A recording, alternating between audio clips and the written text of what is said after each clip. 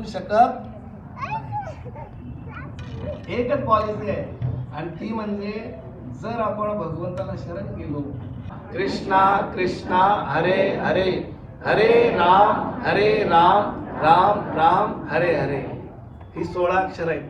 पहिल्या ओळीत 8, दुसऱ्या ओळीत 8, 16 अक्षर. जर कोणी श्रद्धेने दररोज न चुकता